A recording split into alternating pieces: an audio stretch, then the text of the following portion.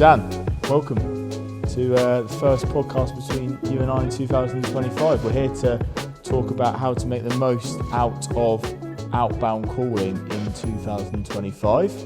Before we get into it, Happy New Year. How's the year started for you? Not too bad, quite exciting. We've got a bigger team than what we had last year. For me, it's a case of look at the successes of last year and grow, rinse, Even repeat. further, yeah, absolutely. You'd agree, a lot to learn from last year, but part of obviously your role, you stepped into a new role, head of performance, leading our SDR team. Probably a role that you were doing about the title at the back end of last year. What were some of the key learnings, would you say, in Q4, if any, or was it more about understanding the team a little bit further and seeing how we started 2025? I think one thing that is very clear is a smaller team can be very reliant on one or two players, making a big difference. As the team grows, the need for good training, regular touch points, and making sure there's a good feedback loop is definitely needed. And that's something that we learned last year. Had some really successful training sessions, and the results came shortly after. Yeah, cool. So if you I think we'll stick to begin with talking a little bit about your role. We call it head of performance, head of sales development, any sort of head of sales role where you're managing an outbound sales team. I think it's something that a lot of organizations maybe fall short in because they don't value the position or they don't see a need to have someone in that position. Can you just talk me through some of your, I guess, core responsibilities or where you would like to focus your time to make the team better? So you mentioned their training. Is that the sort of main responsibility in the role? I wouldn't say it's the main responsibility. I think being on hand, quite quickly, is very integral to my role. So one feature that we've got within our tools that we use is being able to live listen to calls.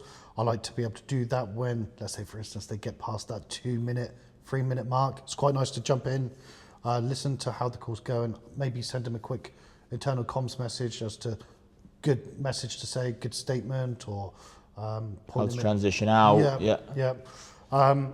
Or sometimes stop selling, start booking. Right? Absolutely. Because we can oversell, which we've all been guilty of in this role. Now, one thing you mentioned is the perception of the SDR role, and being of low importance. Now, when I recruit for this role, I actually position it as the most important part of the sales process, and actually the most exciting, and can be the one of the biggest rewardings, because you get paid very, very well, for if you do your job well, without having the, say, headache of quarterly finance targets and all that sort of stuff. So actually a very important role, and impacts more than what they get credit for.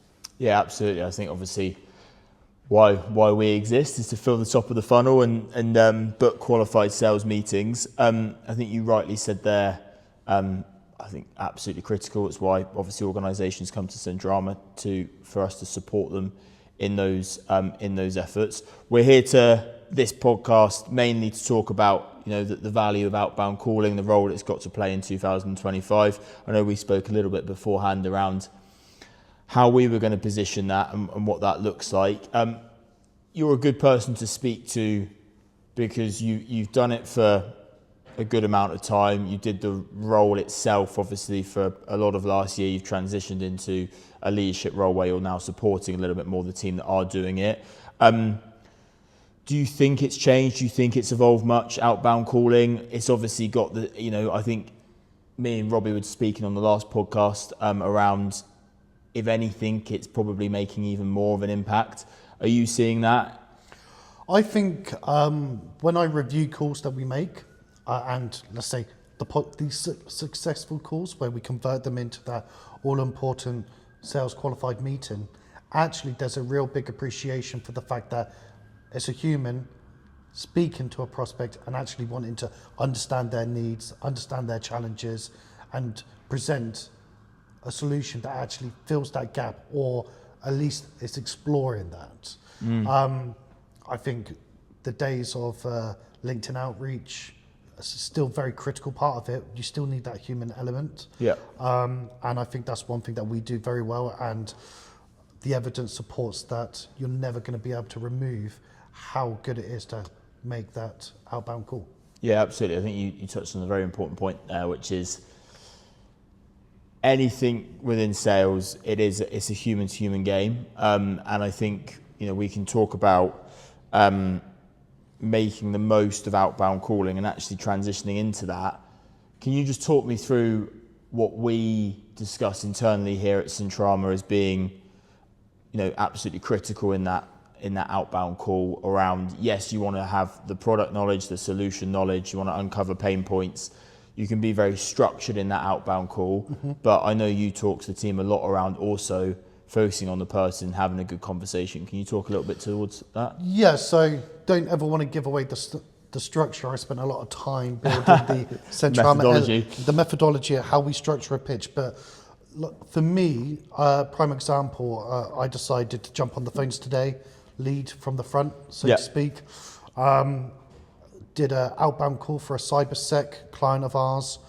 Now, the difference between that call and any other call that you would normally have is, yes, I have an elevator pitch, solution-led, pain focused perhaps, depending on solution, but I lent on that, but actually it was all about the prospect. It was opening them up, building rapport, and taking them on a journey together. It was a hand-holding experience where we were, building a relationship throughout that call, as opposed to jumping into it, pitch slap. This is what I want. Can you satisfy this requirement? And we're to help the guys out there that are listening. Is that something that you learn through experience? I know when we hire, and I think we've got a good eye for SDRs now, you come out of the first stage interview going, good personality, they had a good conversation, that we can train them into something. I guess my question is that what's important initially, is can they hold a good conversation with you in the interview? Are they personable without actually having the experience? So I know a lot of people focus on they have to have experience in X, Y, and Z. What's important to you at that stage? Experience is the least important thing for me. In reality, it's really nice for them to have some idea of how the business world works. That when corporate experience, experience, and when you're prospecting B2B, it's good to understand how an IT department works, CIO, CISO, all the different job titles that live underneath that and the roles and responsibilities. But actually, for me, it's always, are you engaging with me? I've asked you a question, have you answered it? Yeah. But not from a book, interview prep book where it's gone, this is the best answer to give if you're posed with this question. It's actually from the heart, they're listening, they're actually engaging. Answering the question. I think that then, as we talk about outbound calling, that's the same. I think some SDRs get over-structured probably, and they feel like they've got to go in a certain direction as the conversation progresses, and actually those that probably see the most success are those that take the structure away ever so slightly and actually answer the question that's being asked, or actually live in the moment of the call. Yeah, I think you're right to a certain extent. With even when you're prospecting for Centrama or one of our clients, it remains the same. You have to acknowledge what a prospect has said, then see if you can pivot that into a solution-led answer that compares to the purpose of the call or what you're looking to pitch. But actually, even if it doesn't, have a conversation about it. We all live in a world where we're quite knowledgeable. Like, just because I'm pitching cybersec and someone mentions to me, actually one of our pain points is resourcing at the moment, speak to them about that, because the more you go through the conversation, the more you can uncover potential other opportunities. Yeah, absolutely. Yeah, it's interesting. I think when we talk about outbound calling, then it would be wrong to not reference and speak about the role of tech and how we use it. Can you just talk me through, we've covered off human to human, we've covered off the actual conversation. What role does sales enablement technology, setting the team up for success have to play in the outcome, I guess, of each call? I suppose it's important from a point of if it's admin related, right? I like to automate as much as I can. Tech is important from a communication perspective internally. You know, we've got our own internal comms tools that we use. Getting that information to an SDR fast and efficiently is always important. It can't always wait until a afternoon huddle, end of day meeting. You know, we need to get that information out to an SDR quickly. But actually, on top of that, the sales enablement tools. So you look at your dialer. Is it fit for what you're looking to do? When you're prospecting to certain regions, does it support a localized number? Now, all these small little tweaks can make a difference, but you need to make sure that you're always looking for the next tool that could make your life a little bit easier. Because at the end of the day, as long as it's getting you quicker to the prospect and actually having a conversation with them, that's all we're ever looking to do. Yeah, I think that builds into just the bigger picture of successful SDR departments are set up for success from the very beginning. So, you know, at Centrama, we talk around, we put a lot of emphasis on the briefing. So from when we onboard a client through to the SDR team, equipping them with the right knowledge, understanding of the solution, equipping them with a script. I know we've just said not being about too structured, but I think it's important that they've got a good elevator pitch, a good understanding of how they're going to navigate the conversation. This has always played a big role, and it will continue to do so in 2025 when it comes to effective outbound calling. Talk to me about data. Data's critical. And frustrating and glorious and everything else?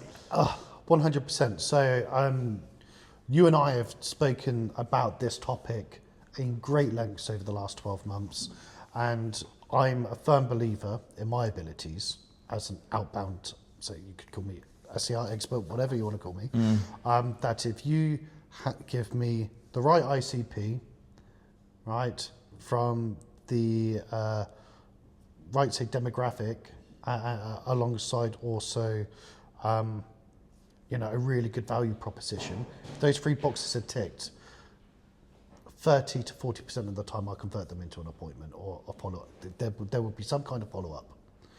And is that because, I'll just refer back to what we touched upon earlier, which is even if the initial need or pain point isn't necessarily aligned to what you were initially looking for, if you do enough uncovering, I guess, in natural conversation, you'll find something with the right ICP that the solution can then support with. 100%. So you create a need. Yes. If you're speaking to the right person. Yes.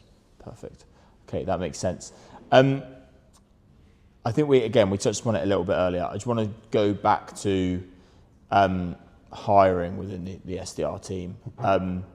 Hiring processes. I think this is something that a lot of organizations seem to struggle with, which is they spend a lot of money, a lot of time on hiring the wrong talent potentially.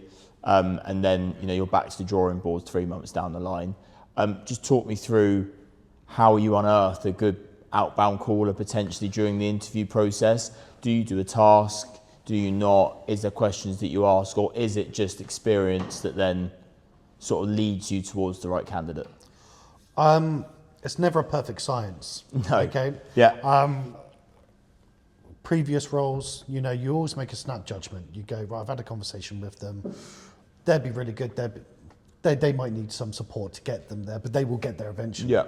I think it's safe to say I've never been right about every single SDR. Some of them certainly it was true. You know, they were as good as what I was hoping and all this sort of stuff. And others where, you know, I thought they were a sure bet. It took me an extra week or two, and then all of a sudden, flying. We will get there in the end, but I think providing they've got those personable traits where they can hold a conversation and, you know, really engage with a prospect, I will get them there. It's just a matter of time. Yeah, agreed. I think I think with the experience piece, and hiring the right individual, even if they don't have experience, you're hiring people that, as we say, that they're comfortable in a conversation, but also that they've got the right attitude and mentality. I think that's a huge thing, right, with outbound calling and making sure that you're effective and efficient on the phone. Just talk to me a little bit around activity requirements at Centrama, what we KPI the team on, because that's potentially something that others can use. But also maybe the importance of activity at the start. I'm a big believer in it. I don't hold the sort of technical ability that you do when you're coaching the team. So my go-to is always talking about controllables, the will to want to succeed, the activity. Just talk me through a little bit about that. What do you expect to see inside the first month when it comes to outbound calling from your SDRs? For me, it's quite simple. I just want them to be going. Yeah. Right. We've got a dialer. You press go, have conversations. I just want to see people committed to the cause, but there is a number. You've got 5 hours of dedicated time in your day structure that you can use for calling. I'd like to see half of that active in calls or dialing. So 2.5 hours a day. That equates to maybe 250 dials. 150 depending on the dialer that you're using. But within that, I'd love to see metrics of 15 to 20 conversations a day with a conversion rate from conversation to meeting of 7.5 with a view that we get to 10%. And this is just for a standard SDR. Right? Our senior SDRs, the expectation is a lot higher because you should do more with the conversations that you're having, in theory.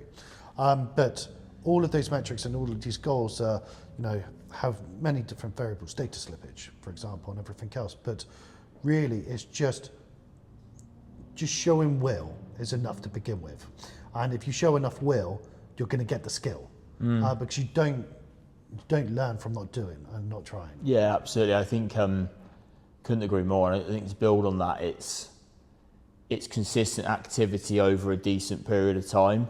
I think we have been frustrated in the past with the team, and I'm sure a lot of sales leaders, sales managers out there will be the same, that on a Monday they get out 20, an individual might get out 20 conversation, it then dips Tuesday, Wednesday, it's then back up Thursday, maybe dip again Friday.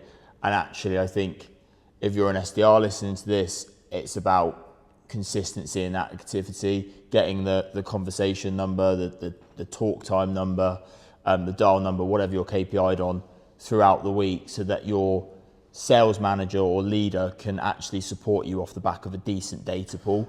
Otherwise, it is challenging to support, right? Yeah, 100%. So I know SDRs that are guilty of, complaining about data very early on into a process, and I'll quickly log up analytics and go, okay, great, you've had 3 conversations, have another 15 for me so I can really understand whether we're not landing. What's going right, what's not, okay. Yeah. And rest assured, 2 dials later, they're having a successful conversation is resulting in a booking. So we have to allow for slippage. We can't be too quick to moan.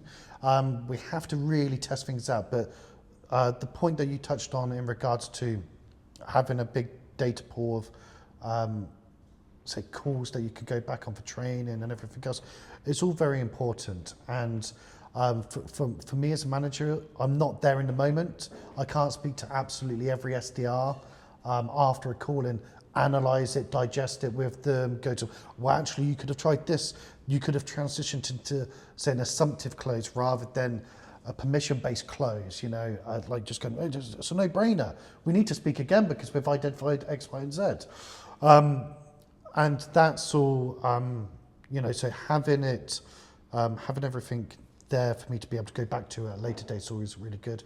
Listen to calls, read transcripts, whatever's the quickest route to try and, train and support, develop. Yeah, I completely agree. And I think we've also seen success. And I think where you do your role very well, from what, obviously what we've seen over the last sort of 3 weeks is actually as a leader and as maybe as an SDR manager, head of performance, again, whatever, head of sales, whatever it's called in your organization, is getting that senior person who's comfortable on the phone to go out, have the conversation, and then use their own example and get people to listen in, because it's not just around going out there and just equipping them with bullet points and objections and how you position value.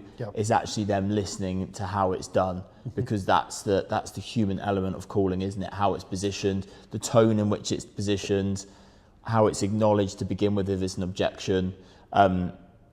Is that something that you've I guess consciously tried to do? Latterly, yes. I think with the, say, recruits we had in Q4, yes, 100%. I was still active in the SDR role, it's fair to say, despite, kind of taking over a little bit, leading and supporting. But so there was a massive bank of appointments that they could listen to of mine. They could see how I do it and everything else. So that's always really useful. I think,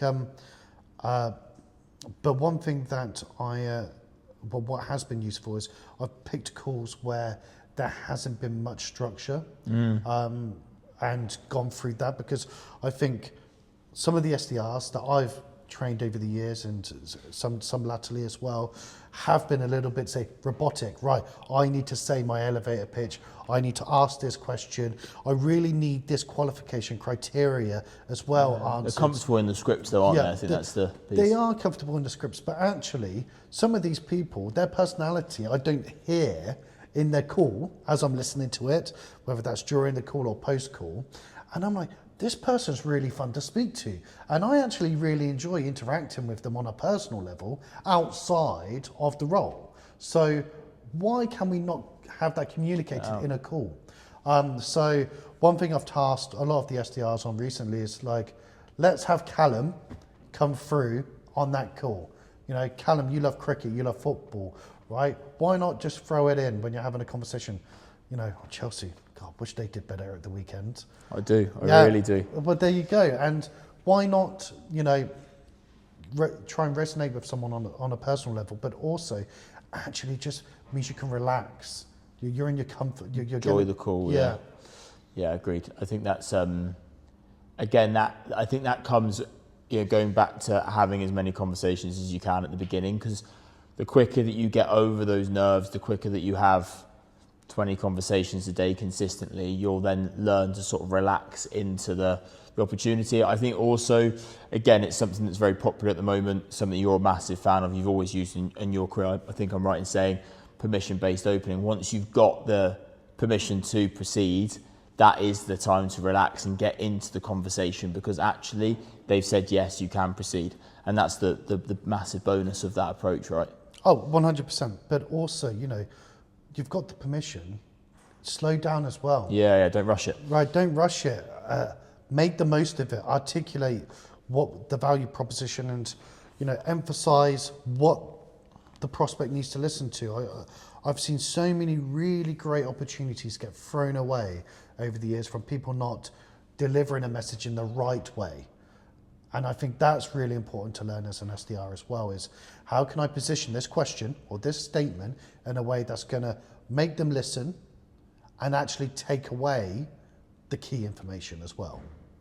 I think if we, I won't give any examples because brand reputation, protection. But really think about the fact that when you're positioning something to a prospect, it needs to resonate. How can you do that best? Well, they're a CISO, so we deliver cybersecurity solutions. Like, I know that's a bit of a crap example, but for the most part, you're emphasising the words that mean something to them and that they're going to care about. Yeah, agreed. We're coming probably slightly towards the end of this. I guess we've covered off a lot there, from the hiring process and why it's important to hire the right talent, setting up for success, and then also how you approach it on the phone. Even if you're a new starter, someone experienced, focusing on that human-to-human interaction. It would just be good for everyone that's listening, Dan, I guess just a couple, even if it's one, couple of takeaways in terms of outbound calling going forward. What do you suggest that's going to potentially make people successful? What do they need to focus on? And whether you're a leader, an SDR leader, a sales leader, or actually as an individual. Okay, start with Put the you on latter. the spot. Yeah, fine. So for an SDR, if you're deploying the permission-based opener, say, tactic, you've been rejected. No, please bugger off. I will not give you 30 seconds. Challenge that. Use that as an opportunity before you let them go, before you risk never speaking to that prospect again. Ask them the question. Is it because you've heard of us before and you don't need our services or solution? Or have I simply caught you at the wrong time? Now, by challenging the prospect, you're potentially going to get permission to call them back another time. Actually, it's a really bad time. The kids are throwing paint on the walls. I need to go. Or I'm just about to go into a board meeting.